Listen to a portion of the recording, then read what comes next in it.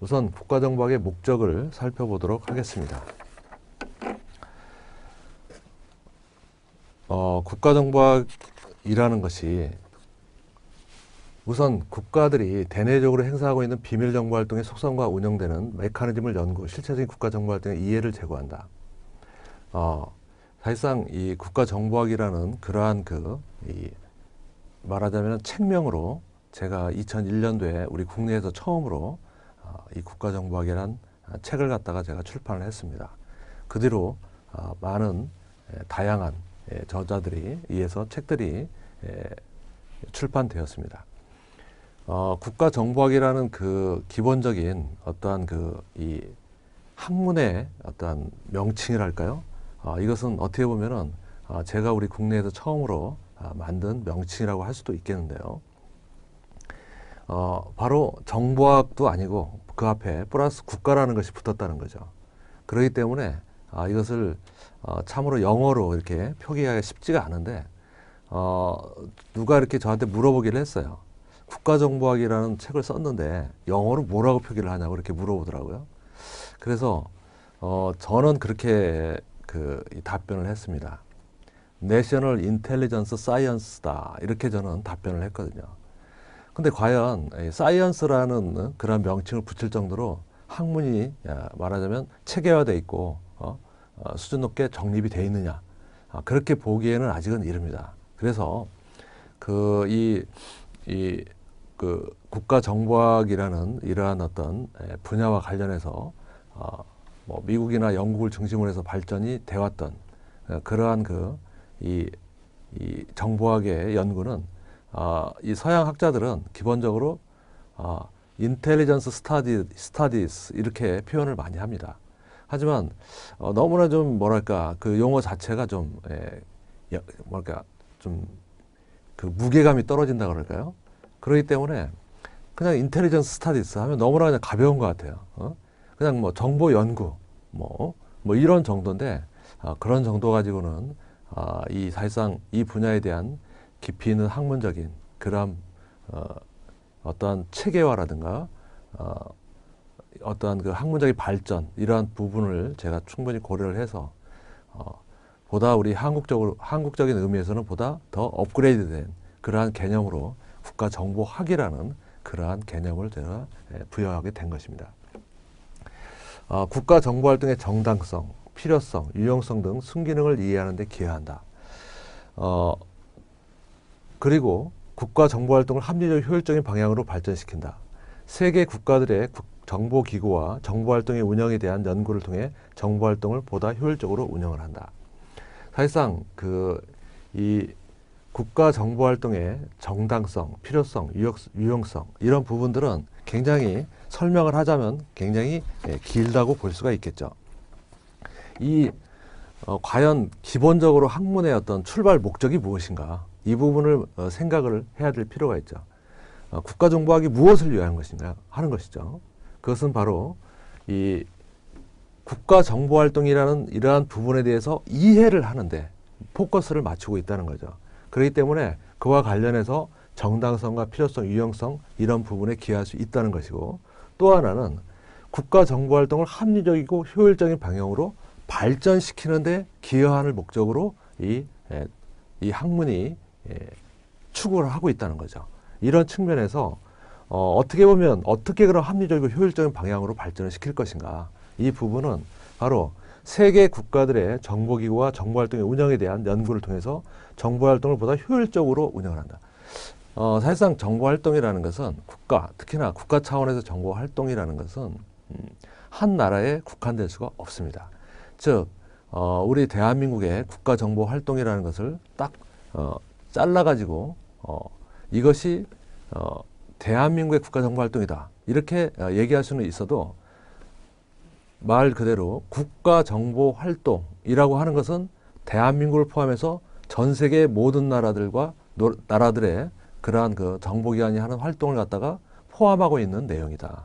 그렇기 때문에 국가정보활동이라 하면은 대한민국에 그치지 않고 머무르지 않고 미국이나 뭐 러시아라든가 뭐 기타 뭐 영국, 프랑스, 그 다음에 뭐 중국, 일본 등등 아주 뭐 이스라엘이라든가 등등 이 정보 활동에 있어서 가장 선진국이라고 하는 그러한 국가들의 정보 활동도 다 포함하고 있기 때문에 그러한 부분을 연구해서 대한민국의 국가정보 활동을 보다 합리적이고 효율적인 방향으로 발전시키는 데 기여할 목적으로 국가정보학이 연구되어진다.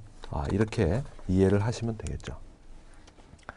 국가정보활동은 사실상 1, 2차 세계대전 이 세계대전 시기에 가장 활발하게 활동이 발전이 됩니다. 사실상 그 1차 세계대전, 2차 세계대전 때 사실상 이 휴민트라든가 인간정보죠.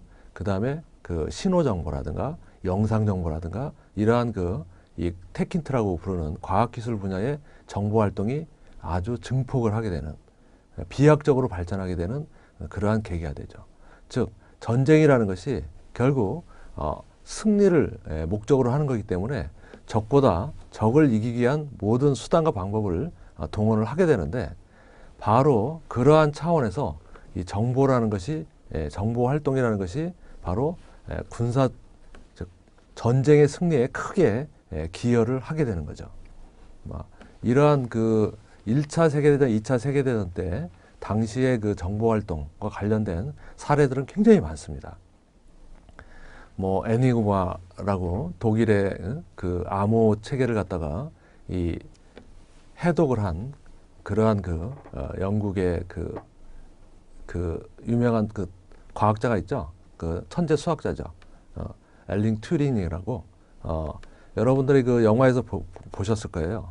그 이미테이션 게임이라는 그러한 그 영화의 그 알란 튜링이라고 이렇게 그 친구가 이 독일의 그 아주 복잡하고도 정교한 그 애니그마 그 머신 즉 암호를 갖다가 암호를 갖다가 그 만들어내고 그걸 통해서 통신을 하는 그러한 그 원리를 갖다가 이제 해독을 해내는 그러한 사례가 있죠. 그 외에도 뭐 매직 공작이라든가 매직 공작 같은 경우는 미국이 그 일본의 이 암호 체계를 갖다가 이 해독해내는 뭐 그러한 하나의 이 말하자면은 그 해독 프로그램이죠.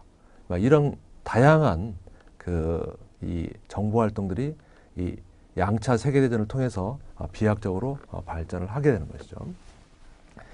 그 다음에 이제 냉전 시기의 미소는 세계 수준에서 세력 확대를 위해 정보 활동을 극적으로 확대시켰다. 여러분들이 냉전 이렇게 콜드 워라고 이렇게 얘기를 하는데 냉전 지금은 뭐 우리 귀에 좀 생소하게 느낄 정도로 아주 오랜 얘기 같아요.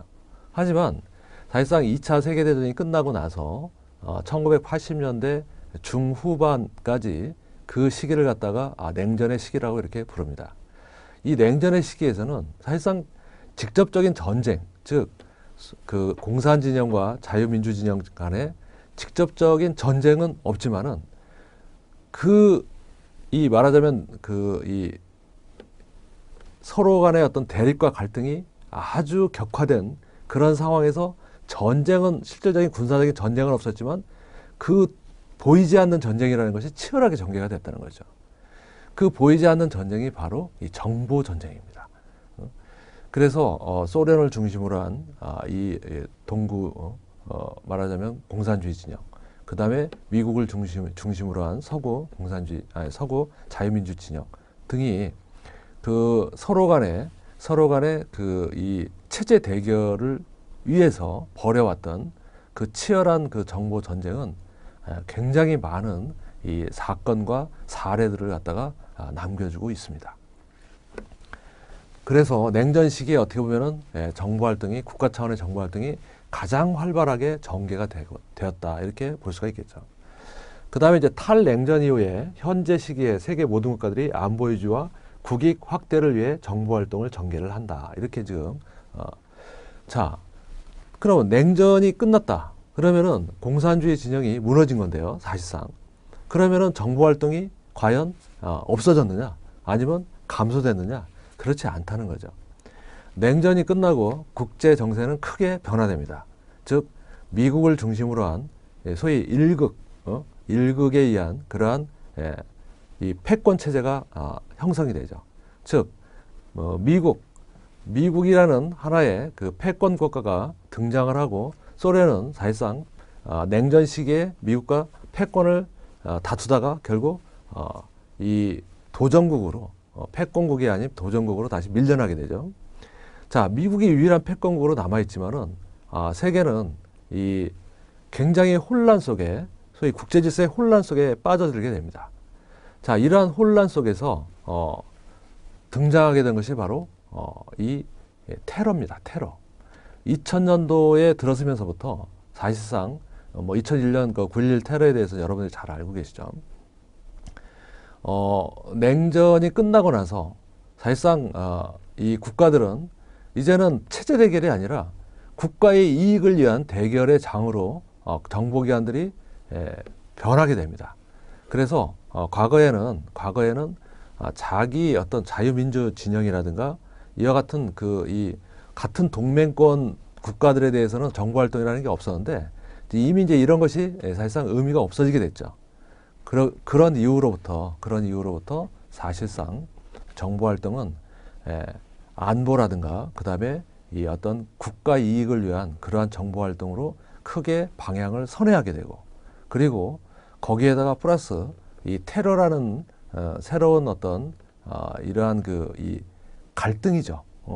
이 갈등의 어떤 상황이 국제 안보 질서에 커다란 영향을 미치면서 이 대테러 정보 활동이라든가 그 다음에 국제범죄라든가 또 국익 우선에 의한 그러한 그 정보 활동을 하게 되면서 이 경제 분야에서의 그 치열한 경쟁 정보라고 보통 이렇게 얘기를 하는데, 이 분야의 정보 활동이 또 상당히 고조가 됩니다.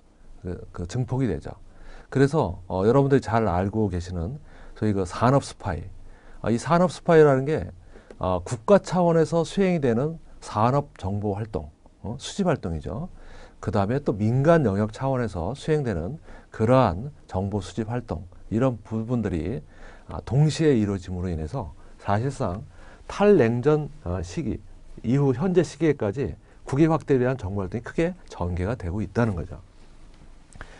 국가 차원의 정보 활동은 비밀적으로 수행되기 때문에 공개적인 외교 수단으로 하는 외교 활동과 군사력을 수단으로 하는 군사 활동과 분명히 구별이 된다, 이렇게 설명을 할 수가 있는데요.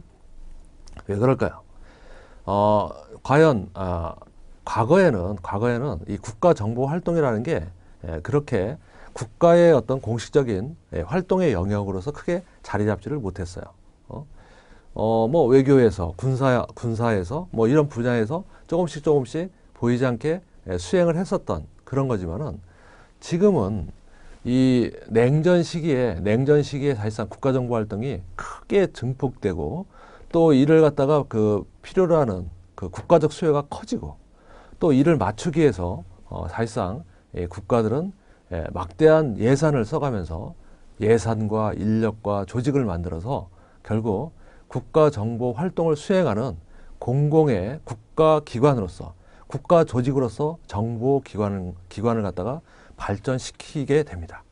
따라서 이러한 그 정보 기관들이 2차 세계대전 이후에 모든 나라들에게 동일하게 발전이 되는데요.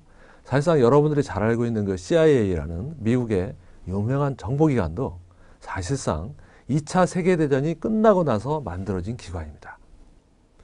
즉 2차 세계대전이 진행될 때까지도 미국에는 사실상 그와 같은 이 국가 차원의 내셔널 인텔리전스 액티비티를 수행할 수 있는 정보기관이 없었다는 거죠. 물론 군에는 정보기관이 있었지만은 바로 국가 정보 활동을 수행할 수 있는 정보기관은 사실상 냉전기에 만들어졌고, 또 이러한 이 정보 활동의 어떤 변화가 수요가 증폭되면서 세계 모든 나라들은 국가 차원에서 정보 활동을 수행하는 정보기관들을 앞다투어 만들기 시작을 했다는 것이죠. 그렇기 때문에 기존의 외교 조직과 군사 조직과는 별도의 다른 차원에서 다른 조직을 분리된 조직에서 정보 활동을 수행하기 시작을 했다는 것이고요. 여기에 보면 또 막대한 예산과 투입해서 새로운 설립했다 이렇게 나오죠. 중요한 행위로 봐요. 즉 20세기의 가장 이 큰 변화라고 볼 수 있는 것 중에 하나가 바로 국가 차원에서 정보 활동이 아주 공식화됐다는 거죠.